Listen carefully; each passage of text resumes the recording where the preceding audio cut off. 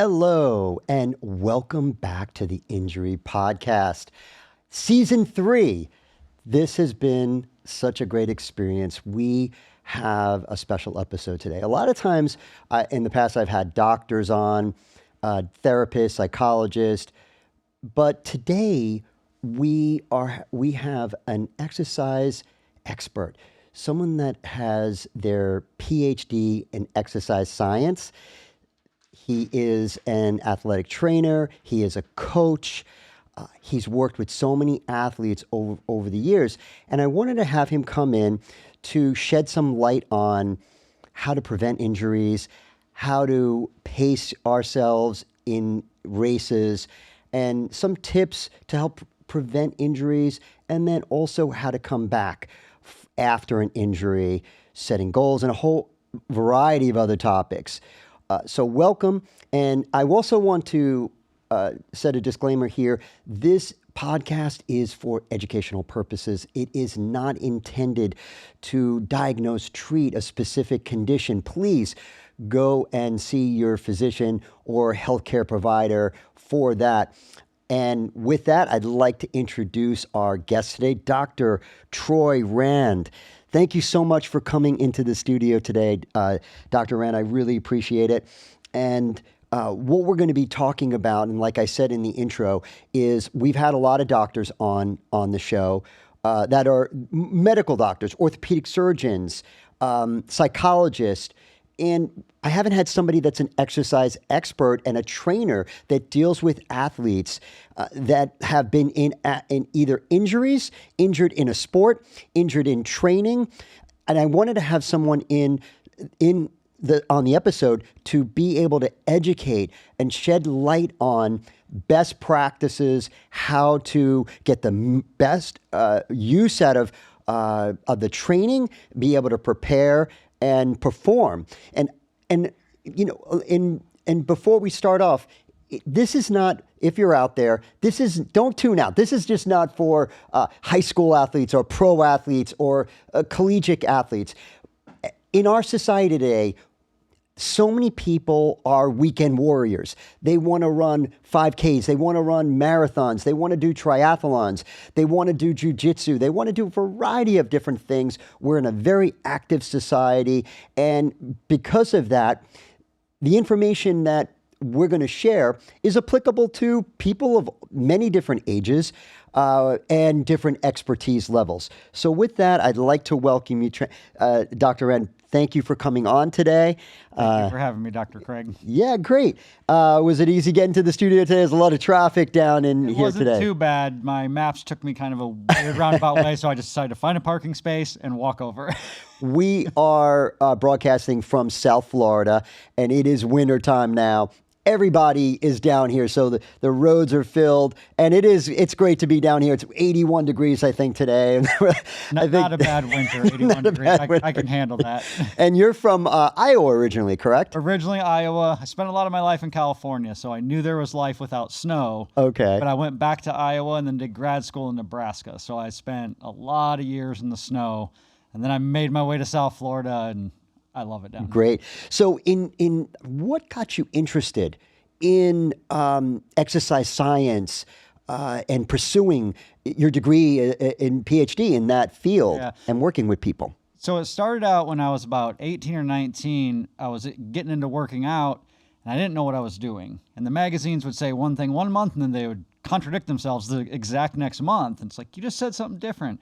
I need a trainer, but I couldn't afford a trainer. So I went to school to become a trainer, and I did about a year of schooling, but it didn't stick. I was young. I was spending my life partying, having too much fun, so it didn't stick. And then I went back to college when I was like 30 years old, decided I needed to go to college. Wasn't sure what I was going to do, and then I took a human biology class as one of my main general education classes. As soon as I started studying the human body, I was just, this is what I want to do. I love the human body. I think it's fascinating, the things that we can do with the human body and how resilient the human body is. And so I knew right there, it's like, I want to do exercise science, biomechanics. And so I started down that path and then went to grad school, master's, PhD, And everything was in exercise science. But then my undergrad, I was focusing on sports psychology, really Wow. getting into the mental part of it. Cool. Then as I went into my master's, I did biomechanics. And then in my PhD, I got into motor control, learning and development. So how the brain works with the muscles to produce movement, how we learn movement, and all of that type Oh of stuff. wow, Yeah. that's awesome. That sounds great. And are you an athlete? Were you an athlete yourself? And what do you do now? Yeah, so I am one of those weekend warrior or recreational athletes that you were talking about. So I was active growing up, but I wasn't into athletics, so to speak. I skateboarded a lot and I was always running around doing stuff. And then when I got into my late 20s, I started running and I got into running marathons. And then I've run over 20 marathons now, ultra marathons. Oh, my Yeah. God. Oh my God. 20. And for the people that are not aware of how many miles is a marathon out there? General marathon is 26.2 miles, and then an ultra marathon is anything over that. Typically, 50 miles is kind of a normal ultra marathon. My longest I've ever run was 70 miles. I was attempting 100 miles, and it was my first DNF. I didn't finish. And if we want to talk about injuries, I dealt with some injuries over that Oh, one. oh my gosh. Wow. So you are, and from learning a little bit about your background, an endurance specialist, which is so important in today's society. A lot of people, it's not just about power, because we can get injured pretty easily with high velocity power movements. Injury is very common, and endurance is important. Cardiovascular health, and to be able to stay in the game and to do a lot of sports today. Let's say we're playing basketball. Let's say we're playing tennis, even martial arts, which you're involved in martial arts as well. You have to have endurance and be able to sustain a certain level of performance. Because if you don't, you're just not going to be able to complete the activity. Right, exactly. In fact, martial arts was what got me started running because I thought I better run so I can get better at martial arts. And then I was like, that was really hard. I didn't like that. Let me see if I can go further. And then I just kept pushing myself to go further. And it became more of a how far can I go type of thing, not so much that, oh, I just love to run. I did develop a love for it, but it started out as something to do to get better at the martial arts. To get better at martial arts. So you're training yourself like many people do. Let's say they want to be better at tennis or golf. They might start weight training. They might do different other activities that are not in that sport to get better at their key sport that they want to be able to compete at a higher level at. Yeah, and actually, when talking about injury prevention, that's a huge thing, and we'll probably get into it at some point. Oh, yeah. That cross training is very important for injury prevention. Yeah. So we spoke a little bit about marathons just a couple of seconds ago. What are some common injuries you see in runners and endurance athletes? Yeah, typically endurance athletes mostly suffer from overuse injuries, which are they're injuries that happen because we repeatedly do something over and over and over. One of the probably most common ones, especially with newer athletes, is shin splints, where it's that feeling in the front of your legs and your shins that it sharp pains, and it can happen from a couple of different things. It can be muscular. It can also be the fluid in the compartments can get a little messed up. But shin splints is probably one of the most common ones with newer runners specifically. And then for some reason, running just loves to eat away at people's knees. I know. And guilty, I have had shin splints. And let me tell you, folks, it felt like somebody took a little bat and hit my shin bone, my tibia right here. And they keep doing that with every step. Yeah, and I couldn't sleep. It was so painful. And how it happened, Troy, I was, again, training. I didn't progress. I just went full in. And this was several years ago. I had run on a treadmill on an incline. And I didn't have a lot of pain then, a little bit of soreness as I was doing this specific routine. And then I remember a day or two later, it was intense pain. I thought I broke something. That's how much it hurt. So that's guilty. I've had that, and also knee injuries as well.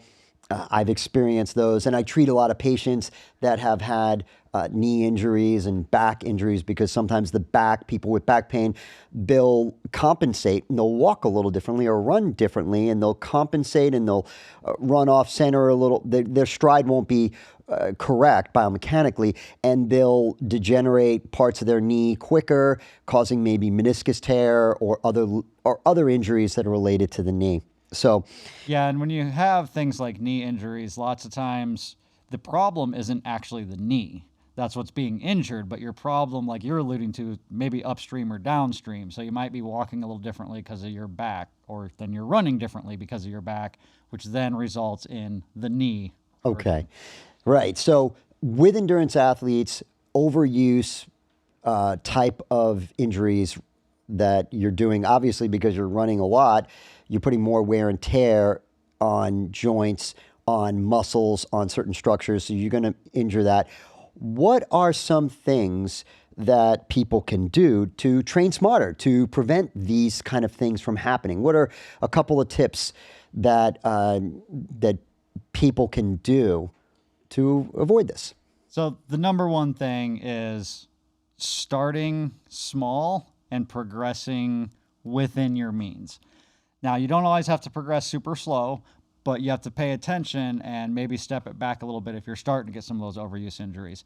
The worst culprit of these injuries is just going all out and deciding I'm going to go run 5 miles when I haven't even ran 2 or 3 recently. So yeah, it's just a matter of starting small and progressing slowly. In exercise science, we have a principle we talk about called progressive overload. The idea being you have to stress the system enough to make it adapt. And then once it adapts, you have to stress it a little bit more. And then it adapts. And you keep doing that, and that's how you eventually get better.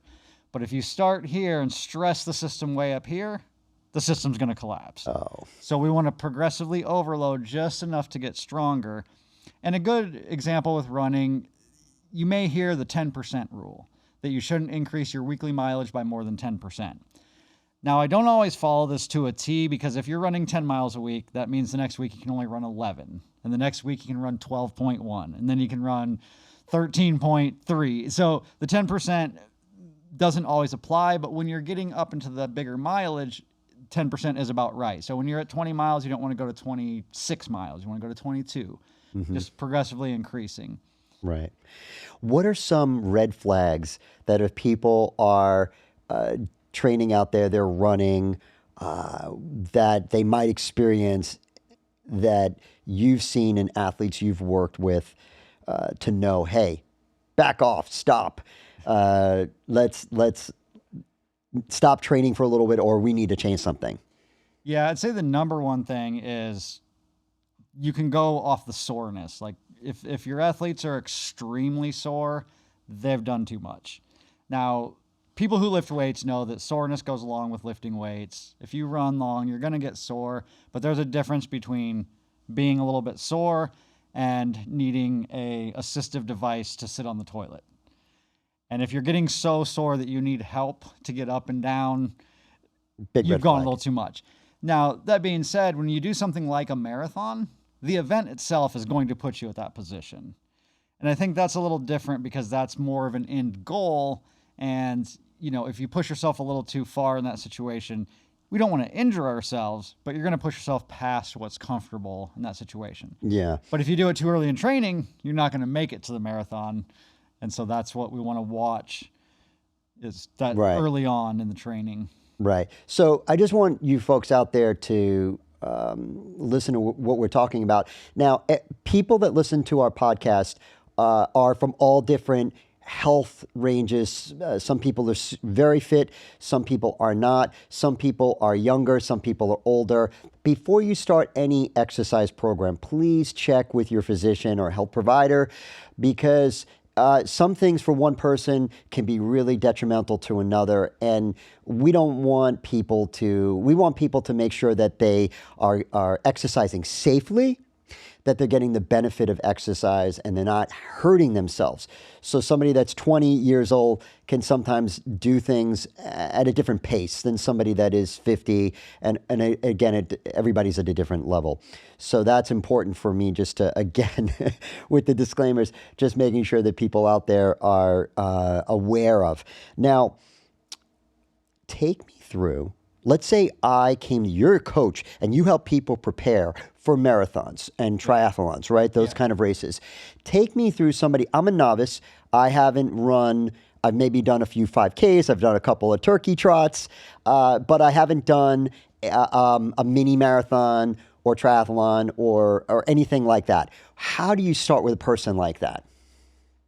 Just going to simply start with, we'll find a number of days a week that work. So let's say you're able to run 3 days a week. It doesn't matter when we start if that's 1 mile, and then the next week we do 1.5, and then 1 and 1. We're going to go with the 3-day example. So Right. 1, 1, 1.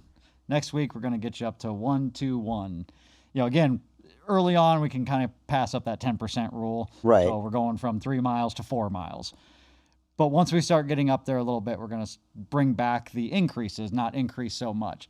But it's that progressive overload. So we're just going to increase a little bit each week and then let you adapt to that. About every 3 or 4 weeks, you do want to kind of take a little bit of a step back to let the body recover. Because if we just keep overloading nonstop, you're going to hit a breaking point. So we want to go up a few weeks and then kind of step back, let our bodies recover. Up a few weeks, step back, and we just kind of follow that progress. Okay. Let's say someone's out there and they're interested, like I just mentioned, they want to run a race. Are there books or resources or coaches that maybe somebody can look up and find a coach to help them go through this? Because I think that's a great way to start this, especially if you've never run a race and you want to do a marathon or a half marathon or even mini marathon. They can be very taxing on the body. Yeah. So what would you recommend to somebody out there that's never done this? Yeah, so there's a couple ways you can go. There is a ton of information out there on the internet, and a lot of it's good. You don't always know, but a lot of it's good. And if you just want a training plan, you can find training plans for half marathon, marathon, all that stuff. The only problem with that is it's generic, it's not going to be tailored to you, and it's not going to take into account your starting point or your progression. And that's where working with a coach can really help. And so, like for myself, when I work with athletes, I see what they're doing every week. And so then I adjust their next week based on what they did. So I may have a 12-week plan or a 16-week plan laid out, but maybe 2 weeks in, something goes off the rails and we got to adjust. That whole plan will then be adjusted. And that's where if you're just following a plan offline, as long as nothing comes up, you might be just fine. Right. But whenever something comes up, it could throw off the plan, and then you don't have the adjustments and things. And that's where a coach can come in. Right. And then, of course, just guidance. For the 21-year-old that's a former athlete, that might work because Right. they're really fit anyway. So that might work. But people that are not as fit, getting a coach to help them, I think would be great because they'll be able to, also, what if their stride is off? What if they're not running correctly? We all take that for granted, but maybe they're not running correctly. Yeah. Running is one of the only sports I know of that people don't tend to practice the skill. People just think you just go out and run and that's all you need to do. But just like basketball, football, hockey, there's a skill to running, and it should be practiced in order to get better at running. It's going to help with prevention of injuries, plus it's going to help with efficiency. It makes you run faster with less effort if you know how to run. Okay. All right. Let's move to strength and mobility. What type of strength and mobility work do runners or endurance athletes usually benefit from? And what's your viewpoint and perspective on this? Yeah, this is one of my favorites because I am a huge, huge believer of doing strength work when you're doing endurance sports. It can help with efficiency, it helps with injury prevention, and it just helps being better at life because being stronger just helps, in general. The number one mistake people make when they do strength as an endurance athlete is they believe that they need to do muscular endurance strength work, and that's not the case. So just to give the listeners a little bit of a background, your muscles have different types of fibers. You have type 1 and type 2 fibers. So there's muscular endurance. If you think about doing, let's say, a weight training exercise, anything where you're going like 15 or more reps, that's using muscular endurance. If it's something so heavy you can only do 2 or 3 or 4, that's using strength. And so endurance athletes tend to think, oh, I need to train for my sport, so I need to do lunges in the reps of hundreds. But really what you want to do is you want to get strong. You want to build the muscles. And so to get strong, we want to keep those reps in the 8 to 12 range, even down as low as 4 and 6. So with my athletes, even endurance athletes, they're doing heavy squats, heavy deadlifts, heavy lunges, heavy bench press, pull-ups, things where you're going to get strong. Because that's the goal, is to build strength, not to build muscular endurance. When you're running 10 miles, your quadriceps are getting muscular endurance. Right, you're working those muscles, and that's great. I remember when I used to go skiing. Before I go skiing, a few months, I would start doing squats, lunges, and certain leg exercises, just because I knew I was going to be on the slopes, and I hadn't, let's say, a little while, so I would try to pre-train a little bit for when I would go skiing, and that makes total sense. But having somebody guide you through that, I think, is important, because a lot of people might think, oh, I'm running a marathon, so I just need to just keep running more and more and more, and that is not exercise science. Right. So there's some people that get away with that. Some of the world-class marathoners don't lift weights, but they're also kind of freaks of nature, so the general population and most athletes that are doing endurance sports should be lifting weights, and they should be getting stronger. Again, a lot of it is injury prevention. You're protecting those joints and stuff by having the strength. Right. And in our office, in most of the goals for my patients are get them out of pain, help them with mobility, and then strengthen and stabilize. Yeah. And we will work with them, let's say, with core strengthening exercises, even when their pain is very mild, which is what we want, because I know that that's going to help stabilize them. It's going to strengthen their spine, and they're going to have less of a likelihood of a relapse, of a re-injury. So you do it in a way before they're having any symptoms, which is great, so they can do their endurance sport. Yeah, it's something earlier you were talking about, I'm different because I'm an exercise scientist as opposed to a doctor, because I see the people before they get injured. Right. Hopefully they don't get injured, but as a doctor and as yourself, you're seeing people come in with the pain. Right. So my goal is to help people not ever get that pain. Right. If they do, then I have to refer them to someone like yourself. Right. and what a lot of exercise science people are, I believe, focusing on is performance. Yes. And when chiropractors, physical therapists, medical doctors focus on the injury, the clinical part of helping the patient where they're at with their injury, which is different than performance based. So, but that's great. But in today's society, we want it all. We want performance, and sometimes because many people are type A, and we're in this hurry up type of mindset, we hit it too hard. We go too fast. We don't prepare and get our bodies ready, and we just jump in instead of gradually wading into the pool. Yeah, and that's something I know you have it on your list to talk about, is coming back from an injury. Mm-hmm.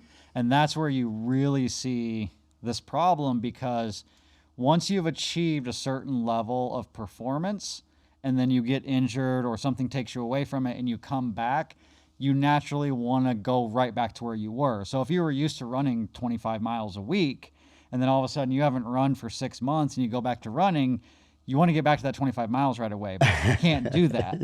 Now, I will say it does come back faster than it did originally. So if you worked your way up to 25 miles a week and it took you 6 months, and you come back to running, you can get back to that 25 miles in maybe 2 or 3 months, as opposed to the 6 months it initially took. Right. And we see the same thing with strength. If you're, squatting 300 pounds and you stop and you lose it, when you come back, it doesn't take you nearly as long to build back up to that original position. But you got to resist the urge to jump right back in, because that's where the injury. So do your muscles have this memory of being able to lift that amount or being able to do that type of motion or activity? That's exactly what they call it, is muscle memory. And some of it is neurological. So it's the way the brain works with the muscles. And in strength training, they always talk about newbie gains. When you're brand new to lifting, you get strong really fast. It's not because you're building a bunch of muscle, but it's because your brain's learning how to talk to the muscles right, and that neurological component. And so that's where a lot of that will come back, because that is already primed. You've already taught your brain and muscles how to do these movements.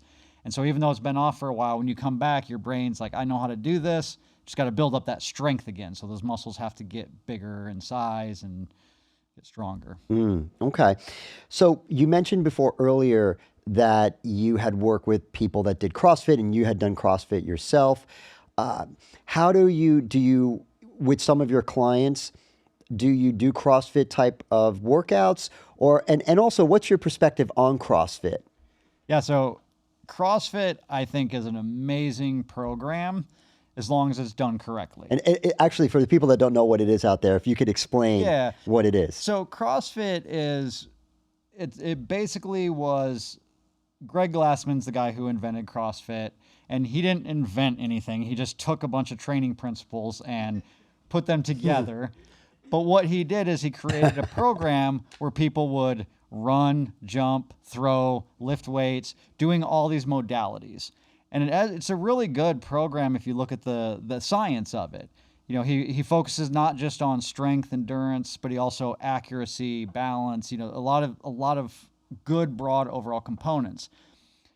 One of the bad things about CrossFit is it grew really quick, and you got a lot of really bad trainers coaching CrossFit in a lot of bad gyms.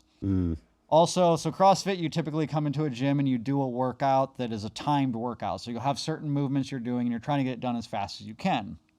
That also creates this competitive environment, which can lead to injuries, because people are doing stuff that they shouldn't be doing because they're trying to shave 10 seconds off their time. Right. So then, for instance, maybe they're not lifting with their legs, they're lifting too much with their back. They're trying to lift this giant tire and move it across this floor, or they have something else that they're pushing. And I had done CrossFit and I had some injuries too, because again, I tried to go too fast, too hard, and it wound up, my body was not able to handle that. So, and I'm actually in a health field, so it was just. Oh, yeah. Now I've injured myself in CrossFit. Also, I've injured myself running. I've injured myself in a lot of things, but I obviously actively try not to injure myself. Right. Sometimes, injuries like we were talking about earlier, you have the overuse injuries. So that's just from the repetitiveness. But then sometimes you have those acute injuries where you pull something, and those are a little bit harder to, well, I wouldn't say harder to prevent, but they're harder to know they're coming on because they are acute. With the overuse, lots of times you feel them coming on, and so then you can kind of back off. Right. With the acute injuries, you have to realize oh, hey, I'm really fatigued right now. Maybe I shouldn't be flipping this tire. I should take another minute before I flip it, Right, exactly. A lot of times people, they might need exactly what you're saying, is to take a little bit of a break between sets, because it's about longevity, endurance, is what your specialty is here today. So that's important to know. And if somebody was interested in CrossFit, what type of gym or what kind of trainers would you pretty much be looking for? What are some good things to look for? What are some red flags to be like, hey, maybe I'll try another place? Yeah, so for sure, go visit the gyms. A lot of them will let you try workouts or to come in and talk to the people that are in there in the community. CrossFit's a very community-oriented program. That's why people love it and why it's so successful, because it brings people together. So talk to the people in the gym, and you'll find out real quick how they feel about the trainers and everything like that. some of the red flags, I've been in some gyms where it's a guy's first day and they're pushing him through 40 minutes of strenuous exercise, and you can tell this guy has not worked out for a while, and they're just pushing him basically till he's collapsing. And you get a lot of this in CrossFit where people are very like gung-ho, militaristic, intense, right? And there's some of that can be good if it's done right, but you get the people that's all it's about is just go, go, go, and they don't care if the form breaks down. True CrossFit, form is supposed to come before intensity. So they really focus on you have to have correct form before you push, but that's not always done. And so if you see them pushing intensity when the form's not correct, you know it's a bad gym. Right. Okay. So a couple of things to unpack this is form first. Okay. Pace yourself. And make sure that the instructor, it's not his first day or her first day, that they have experience and that they're not pushing somebody too hard, too fast. If you're sore for 4 or 5 days after one class, it might not be the right place for you in that place. And again, I'm going to say it again. I've said it a few times during this. Before you start any exercise program, please consult your physician, because it could be a great thing, CrossFit, but for some people, it can lead to an injury, and maybe they might even need surgery. And I've seen people get hurt in doing this. It's an excellent activity to do. I think you're combining so many different muscle groups.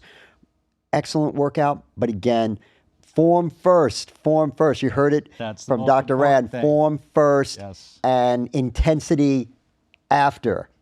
Okay, great point. Yeah, and I still use a lot of the kind of CrossFit principles or styles of training with a lot of my clients because it is good if it's practiced correctly. Okay, let's talk a little bit about nutrition. Then I'm going to hit on mindset. What people, it's important that they have the right fuel to help build their body. Some people I've heard, if they're endurance athletes, they want to eat a lot of carbs. So let's kind of demystify. Do we all want to be on the pasta diet if we're running a lot? What is your take on diet and running marathons and doing these kind of endurance exercises? So I love the nutrition part of it because it is such a big component and it can make such a huge difference. And I find that typically endurance athletes are not eating enough in general. Not eating enough. And then lots of times they do fall a little short on protein because of the carb mindset in endurance sports. That doesn't mean we don't need carbs. Carbs are our most important fuel for endurance, but protein is the most important nutrient for recovery. And that's where nutrition and injury can come together, is by not recovering well, you set yourself up to get injured a lot easier. So by eating correctly, getting enough calories and definitely carbs, but also enough protein, you set yourself up to recover better, which is going to allow you to be safer in your training and get stronger. Yeah, Exactly. and with people not eating enough, it's going to come across, you're going to feel fatigued. I had a client recently that was just telling me, he's like, every morning I'm just tired. And I was like, okay, eat more food, and the next meeting I had with him, he's like, it's gone. Right. Like I upped my calories to, I think, 4,500. He's a young guy doing triathlon training. So he's doing 2 to 3 days a week of strength training and 4 to 5 days a week of swimming, biking, running, with a couple two-a-days in there. So he is needing 4,500 calories, 5,000 calories just to maintain his weight and his performance. So when he was eating 3,000, he was waking up every day fatigued. So diary, yay or nay? It depends. It can be good when you're first starting out.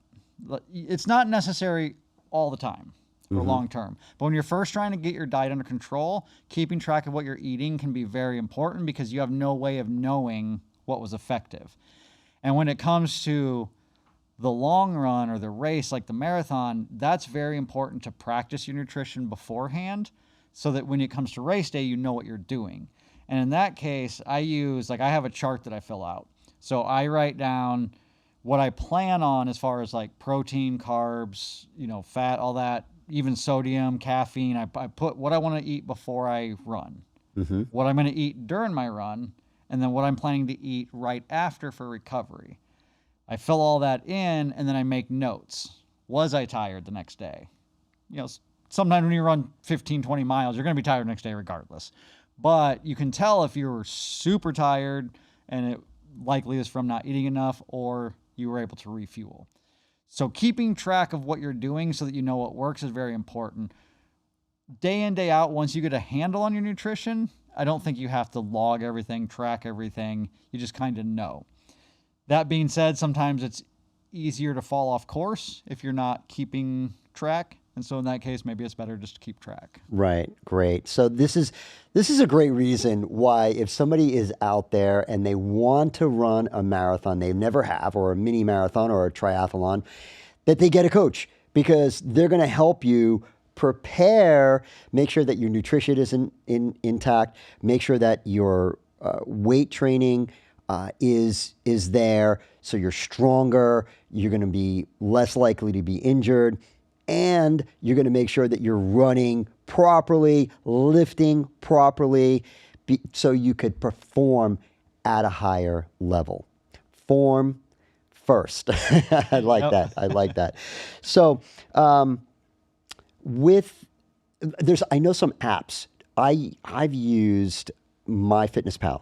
Have you heard of that? Oh, yep. That's the most popular one by far. Yeah, I've used it. And actually, last year, I wanted to lose a few extra pounds, and I did a weight loss challenge myself, and it worked out great. And I couldn't believe when I started to track my calories and what I was eating, how much I was really eating, and how much certain foods with sauces or sugars, this, that, would add up. And it's good because that app actually, and again, we're not being sponsored by MyFitnessPal. I wish we were.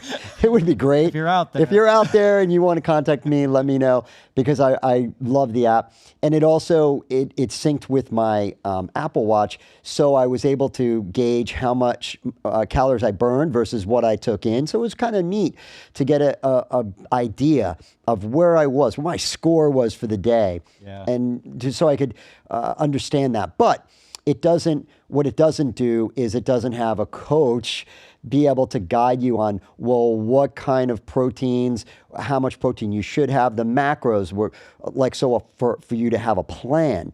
So that's why, I mean, those apps and technology could be great, but if you don't know how to use it or how to apply it to you, it might not be as good, and in some cases it might be detrimental, because you might go on a diet that's way too restrictive. Yeah. So because I have a medical background, it's easier for me to gauge what amount of calories I should be taking, what amount of proteins I should be taking, and so forth. But for the regular people out there, be careful using these apps. If you're feeling dizzy, if you're feeling faint, if you're not able to recover after a few days, you're either training too hard, or maybe you're not getting in the right fuel, which can be detrimental to your health and is not going to let you perform at the level that you want to perform at. So, I mean, I love those apps, but again, disclaimer, I'm not saying you should be using that, and check with your physician before you start using those apps, because you might be not putting yourself on the right caloric intake diet, or the right amount of macronutrients, proteins, fats, carbohydrates, and that might not be healthy for you. And you might be also diabetic or hypoglycemic, and you might have different needs. So check with your doctor. And if you haven't run a race before and you're over 30 and you're not, maybe you're busy, you're working a lot, it might be a great idea to get a coach. Okay, that's why we have Dr. Rand here today, to explain and shed light on these topics.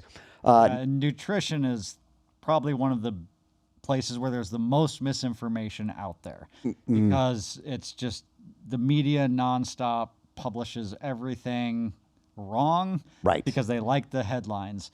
I remember a couple of years ago there was a headline out there about, obesity is not caused by how much you eat, but like the types of foods you eat.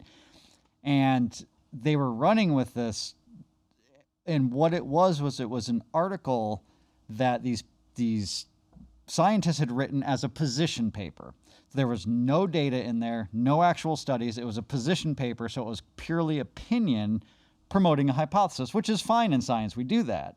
However, the media turned around and said, new data shows, new study says, and just these headlines were ridiculous. And I went and looked at the paper and I'm like, there's no science here. It's just these people saying this is what we think. Right. And so you got to be really careful with nutrition information. Right. And yeah, absolutely, folks. Before you start any kind of new diet, make sure you check with your physician. I mean, I sound like a broken record. I keep saying this, but we're getting into some important stuff. And I really want people to be able to make decisions intelligently and safely. So check with your physician about this.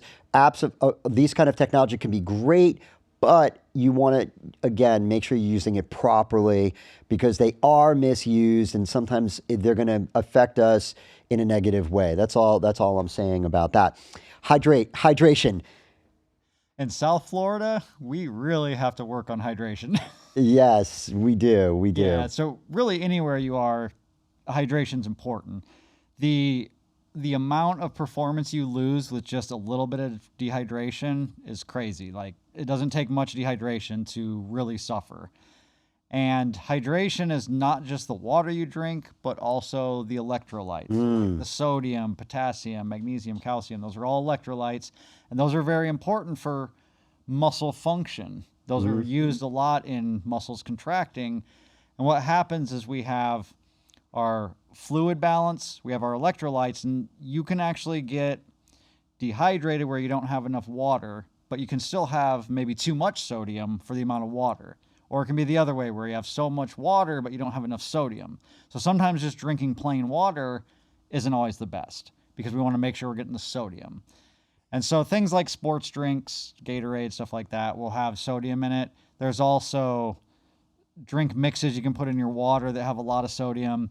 And here in South Florida in the summers, I mean, I'm putting 1,000 milligrams of sodium in a bottle of water and drinking that in just a couple hours. Do you like the supplement Hydrate? That's what I use typically. I've been using Element this last year, partially because I work putting on races and they sent me a bunch of it for my athletes. And so I was able to, use some of it also. But I really like the Element, which is why I reached out to them. 1,000 milligrams of sodium in one packet. And, sometimes I'll drink a couple of those in a day if it's hot enough and you're losing the sodium. Okay, great. And also, people don't realize this, but pre-hydrate too. So it's not just about during the activity. Before you are going to do an activity, a lot of times it's great to drink water and again, consume electrolytes. As long as it's okay with your health and so forth. All right, let's shift to mindset, mind over matter, and that's a common thing we always hear. Sometimes, how much of an impact does our mind and our mindset have in our performance, and then also in us getting back on track again? Yeah, mindset is huge. Everything from, like I said, performance. I mean, mindset encompasses so much stuff. So you have just day to day, how do you think about yourself? The negative thoughts, the positive thoughts. How do you see yourself? That's so important in performance because if you don't see yourself as performing well, you're not going to perform well. And I know with coming back from injuries, the mindset can be very important. It's kind of similar to when I was talking about you want to come back right where you were. Right. But you have to adopt the mindset that you can be that person, but you have to work back systematically to get there and not have this mindset of like, oh, I'm at this level already. I'm just going to go right back into it. There's also a lot of, as I said, in my undergrad, I did sports psychology. And so that's all mindset stuff. And there's a lot of things you can do with mindset when you are injured, such as imagery or visualization. And what's interesting is they've found we have the system in our brains they call the mirror neuron system. So when you think about doing something, a movement, your brain lights up just like you actually did the movement. And they've done research with athletes and found that for example, I don't know if the research is actually on basketball, but I'm just going to use that as an example. Because let's say basketball free throws, that you could have somebody only visualizing themselves making free throws, and then when they test them later, they're actually better at making free throws than before. So they actually improve. Now, you improve more when you actually do the movement. Right. Because you're not only doing it, but you're also thinking about it. So for an athlete who's not injured, you want to do the movement, but you can also incorporate the visualization or the imagery. But when athletes are injured, they can use that visualization to still practice even while they're injured. Wow, I never heard that. Yeah. So athlete could be running through plays or an activity that they do. Let's say they're a tennis player, they could be doing their backswing or serve, or like you said, a basketball player shooting an outside shot, and just replaying that with all the mechanics, like the step 1, 2, 3, Yeah, 4. because what happens, let's just use the tennis serve for an example. If I am injured and I can't do my tennis serve practicing like I normally do, I can sit there and visualize myself feeling the ball going up in the air, hitting the ball, watching it go in right where I want it to go. What happens is your brain doesn't know the difference between that and actually doing it. So essentially, I just got one good serve under my belt, even though I didn't actually do anything. Now I think about it again, got a second serve under my belt. Then when you go back to serving, your brain is tricked into thinking it's a really good server, better than what it was. That's amazing. I've learned something today about that. I didn't realize that. Yeah, That's and that came from martial arts when I was younger. So most traditional martial arts have what's called a kata or a form, where it's a preset series of movements. And this is back in the day before they had everything written down. This was how they passed the art on, is they would make a kata with all the movements, but they're very specific, down to where you're looking at a certain time. Is you're supposed to look this way, you're supposed to look that way.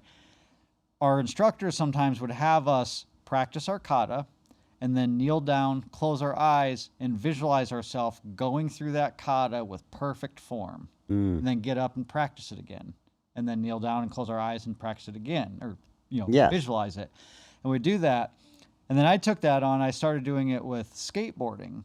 So I would be skateboarding, and I remember one time doing it where I had this round rail. It was only about this tall off the ground. It was about a 10-foot long rail, and it was round, and I was trying to grind across it. And it's one of those where when you don't make it, you have a high risk of hurting yourself. Yes. So as opposed to just trying a bunch of times, I would give it a shot, and then I would close my eyes, and I would just imagine myself perfectly hitting the trick. And then I'd give it a shot again, and then close my eyes and imagine myself perfectly hitting the trick. So I go back and forth until I eventually got it.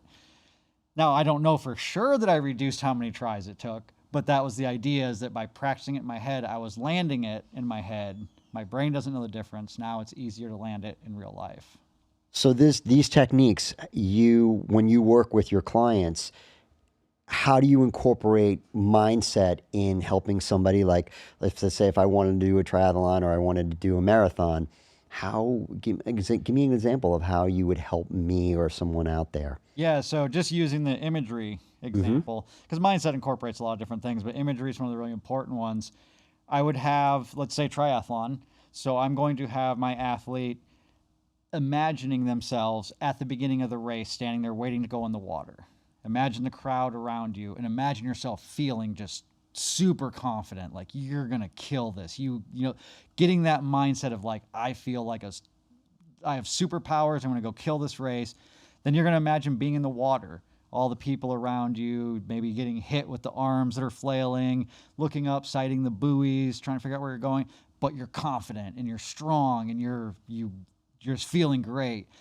The transitions between swimming and biking and running, imagine yourself getting all your shoes on, getting your stuff in. Just imagine that going smoothly. And you can take these imagery pieces and you can do them just any time. So I can just close my eyes for a few seconds and just, okay, I'm imagine that start line. Yeah, so I might do that 30 times over the course of a couple of weeks. Just imagine that start line, feeling so powerful and it's great. Like I'm going to kill this. And then of course, imagining coming across the finish line is always an important one. I actually have a funny story that from imagery from a running race. And this is when I was in my undergrad doing sports psychology. So I was learning all about this stuff. And when you do imagery, you want to incorporate as many senses as possible. So not just visualization, but also incorporate feeling, sounds, smells, anything. And I was running a half marathon, and I had this goal. I wanted to break an hour and 40 minutes. So I was doing all kinds of imagery, and I'd run this race before, so I knew at the end we would come around this corner. We're in a state park, and the finish line would be down there with the arch and the clock. And so I was doing this visualization of I'm going to come around this corner. That clock's going to say 1:39. I mean, I'm imagining the smell of the trees, the headphone cord from my headphones, hitting against my neck, and my feet hitting the ground, just trying to make it as real as possible. The day of the race, I come around that corner and everything was just like I imagined. I even looked at the clock and it said 1:39:53. And I thought, I am more than 7 seconds from that finish line. Wow. And so in my imagery, I just thought 1:39. That's better than 1:40, right? Right. Not realizing that, I do need another 20 seconds to get to the finish line once I turn the corner. And it was just really funny because, when I was in school, they told us when you do this imagery, be very specific. Right. So you're supposed to be very specific. Well, I wasn't specific enough to think of the seconds. Right. And so I ended up running like a 1:40:08 or whatever it was, just over 1:40, which I was fine with. And because of the story, I'm actually glad it happened that way because it gives me a great story for explaining imagery. Right. That's excellent. That's excellent. So it worked out in my favor. That's great. So we've spoke today a lot about coaching clients in races and having an athletic trainer that can help guide you. And the show is called the Injury Network. And the reason, again, why I wanted to have you on as a guest is because we want to prevent injuries. And we want to also help people come back from injuries. So a little bit about you and how, if there are people out there that would like to more information about your services and what you do, do you only work with people in South Florida, or could people work with you online? How do you help people? Yeah, so I do online coaching, so I can work with people anywhere. And the way that works is we do Zoom calls typically every other week, but it can vary depending on how much help you need. But we do Zoom calls every couple of weeks, and then I write workouts, put them in software so that you just pull up your phone, you see what workouts you have to do, you can comment, you can send me messages through there, things like that. And then we just progressively build whatever your goals are, work towards your goals. You have a whole plan that you get with that. Yeah, so we start out by figuring out what your goals are, then create a plan, put it into the software. You just follow that plan, and then we meet every couple of weeks to make sure everything's going good, see if we need to adjust. I also have my clients give me weekly check-ins, and that's just said, what was your best workout this week? What was your worst workout this week? Anywhere you need help. So that way, like I said, I'll plan out typically 12 weeks, 16 weeks, but then I only give you a week at a time in your software because then I might adjust. So Great. You might be scheduled to run 20 miles next week, but you have a wedding to go to on Saturday. That's usually when you do your long run. You're not going to be able to do it. So we're going to cut it back to 16 miles because we're not going to do a super, adjusting for the person. Right. So Dr. Rand, Coach Rand, he can work with a person online and in person too, correct? In person if you're in South Florida, yes. I do have, at my house, I have a really nice gym in my backyard. It's outdoors, so if you come in the summer, be prepared to sweat. Well, that's going to be real world. If you're going to be Exactly. running in the summertime, it's going to be hot, and Yep. it's good to train in Yeah, and I an do environment. a lot of work with obstacle course racing, like Spartan races, Savage races. So that's where you're running, but then you're taking breaks from the running to do monkey bars or to lift things, throw things. And so we do a lot of that. Those are all held outside, just like a running race is. And so coming out and training in the backyard in summer is very good. Great. For getting back. So the people that usually work with, they're competing or running in what kind of races again, so people out there can know. Yeah, so I work with triathletes, runners, and obstacle course racing are my three primary sports. I do work with also just general population, personal training, you could say. People who just want to get stronger, want to get healthier, but aren't necessarily competing. They're not the recreational athletes. They're just trying to get healthier. So I work with that too. But my primary thing is to work with the endurance. But it could be running, triathlons, obstacle course racing are the main ones. And then I do work with the training part, the nutrition part, and the mindset part. So I do have, outside of my PhD, I'm a certified strength and conditioning specialist through the NSCA, and I have a nutrition certification through Precision Nutrition. And so I try to incorporate all of that into the training. So it's more holistic as opposed to, professional athletes, they will have a strength coach. They will have a mindset coach. They have a nutrition person they work with. But the average person doesn't. And they have a sponsor. Exactly. Yeah. And they have a sponsor that endorsements. can pay for all that stuff. Right. The average person doesn't need 4 coaches. So what I do is I'm able to provide all of those services to a regular athlete. Right. Folks, thousands and thousands of people get hurt every year because they run a race or they do some kind of an event that they're not prepared for. They didn't train properly. They didn't have the right nutrition. They don't have the right form. And they do it and they get hurt and they wind up either in a clinic somewhere, or they wind up losing interest in exercise altogether and they never do it again. Don't be one of those people. Get a coach. I think that you're doing some kind of activity like that, especially if you've never done it before, it would be good to have some guidance on that. It's your health. You want to make sure you don't get hurt and you enjoy the activity and you get the most out of it. So that's why we did this episode today, to get the right science, the right help and the coaching to be able to help person not get injured, prevent injury, and if they are injured, how to come back, when it's safe, when it's not. And you've probably also worked in conjunction with people's doctors or physical therapists as well. So Dr. Wren is also well-versed in working with other providers, if the person's going to a physical therapist or a doctor, how to make sure that your team is making sure you win your race. Because I think another important thing to point out is that getting a coach doesn't have to be forever. Right. You can get a coach when you're first starting and work with a coach even 6 months and learn what you need to learn so that you can do it on your own. And a lot of people are going to be self-sufficient at that point. Right. Some people just want the accountability, want the motivation, so they just stay with coaching forever. Right. But some people can come, get my services for 3 months, and then they're off on their own. I've taught them about progressive overload. I've taught them about the nutrition, how to figure out what they need and stuff like that. Okay.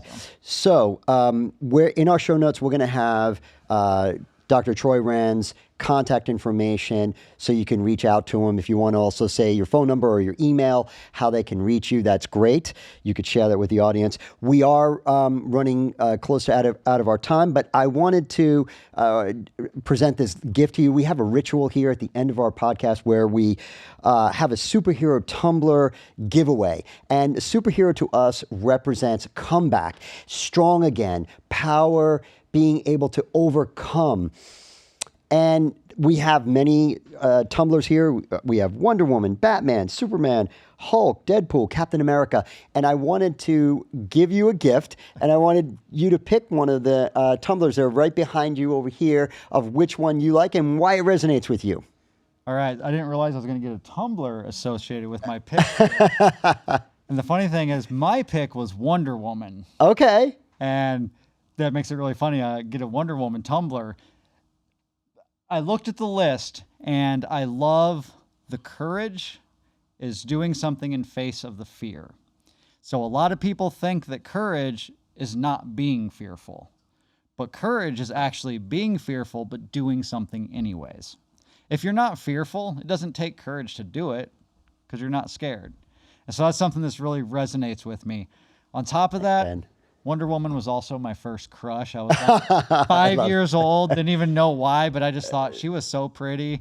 Yes, yes. We're talking the old Linda Carter. Yeah. I remember. I'm guilty here. And now I got the Wonder Woman tumbler. That's right. Well, folks, thank you for joining us today on this episode. And remember, form first and like, follow, subscribe. See you on the other side.